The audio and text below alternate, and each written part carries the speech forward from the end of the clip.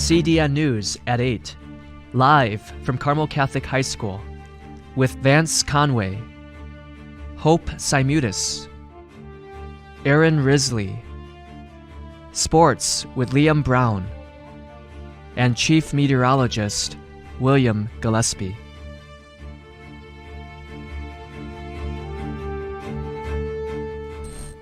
Good morning, Carmel. I'm Aaron Risley. And I'm Hope Simutis. It's 8:03. There will be an intramural basketball practice on Monday, January 30th from 2:15 to 3:15 in the Salvi Arena. All are welcome. Please see Mr. Paisley or Mr. Rank with any questions. Next, Mr. Waddle with Jackie Kaglar to discuss the Biden documents.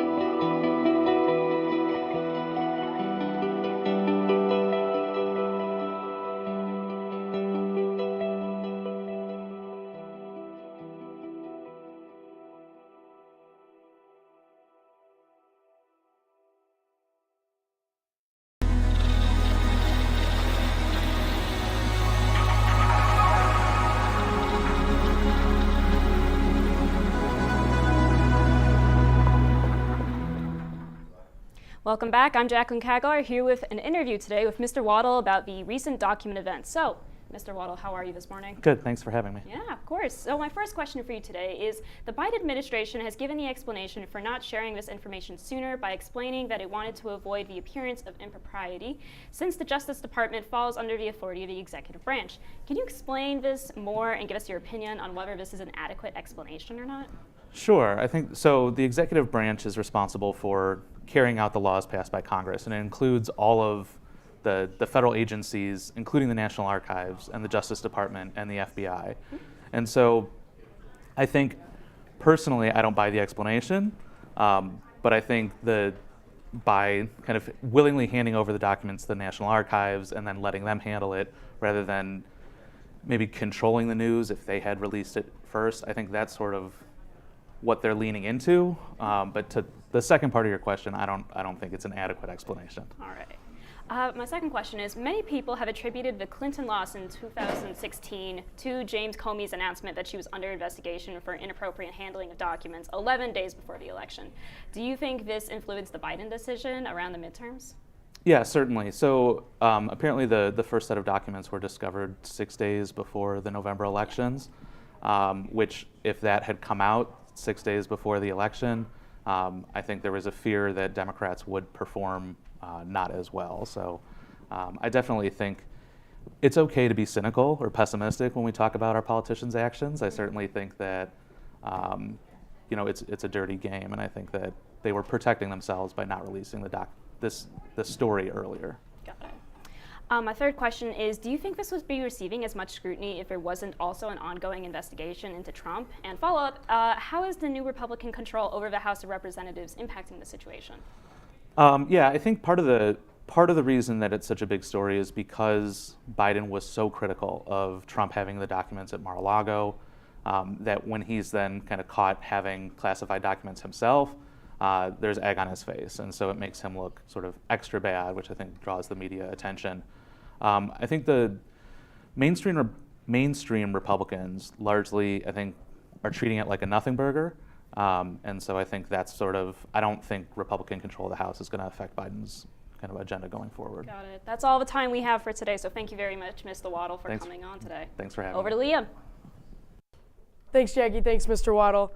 With all 5 seniors in the starting lineup last night, the girls' basketball team put up 60 points and doubled the Joliet Catholic Academy's Angels score last night, won by a score of 60-30, a well-played game there. And tomorrow night, the boys' basketball team will travel down to Notre Dame College Prep starting at 7 o'clock for varsity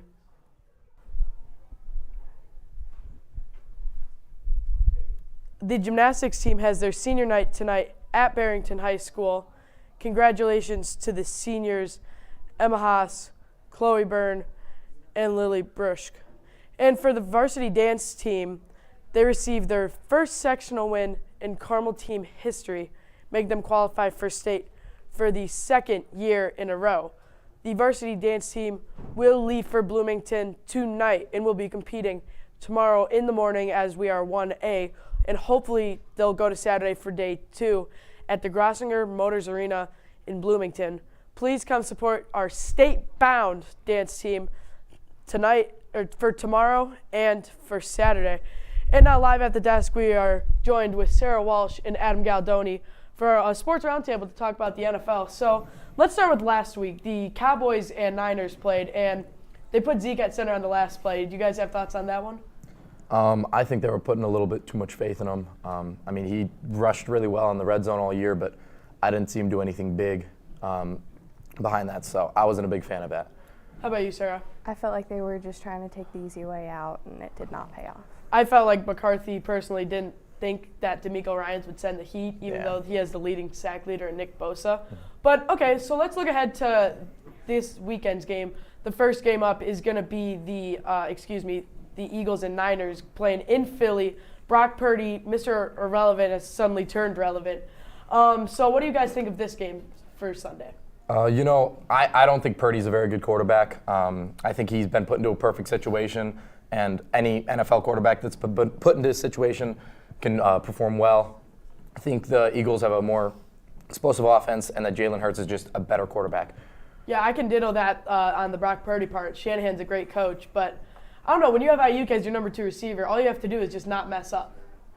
So I think DeMeco Ryan matches up well with the Eagles' offense, better than you would think with Fred Warner and Nick Bosa.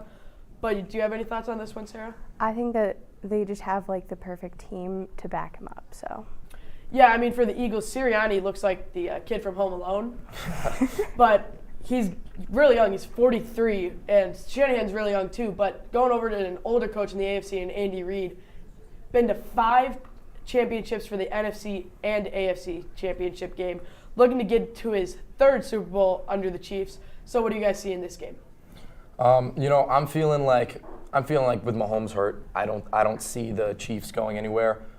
They don't have a good run game, and Mahomes takes one hard hit, ankle starts to swell up, doesn't move around as well, and the Bengals have great offense this year, and I see it being a heavy hitter game. I see a lot of points being scored, but I see the Bengals coming out on top.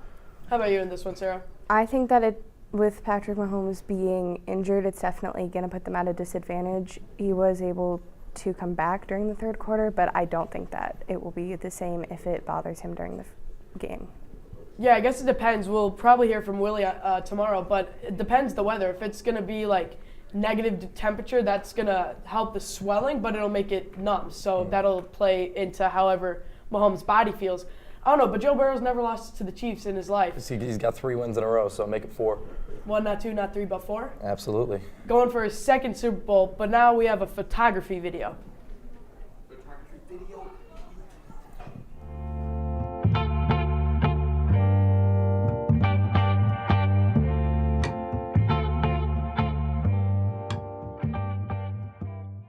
We're going on the gram. We're live, baby. Welcome to the photo shoot. Worksys 2018.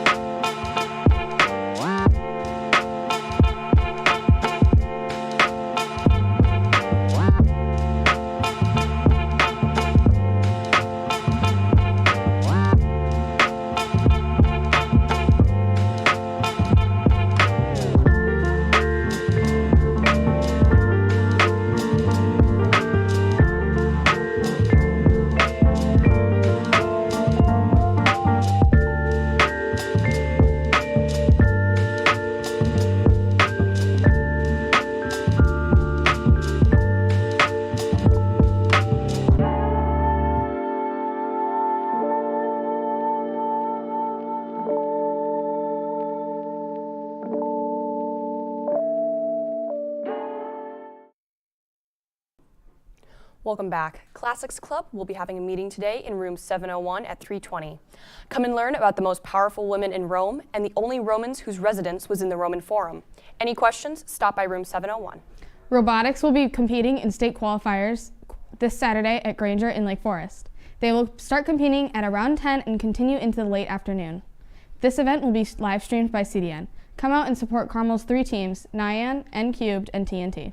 And that's all we have for today. As always, I'm Erin Risley. And I'm Hope Simutis. Have a Tundrick Thursday, Carmel.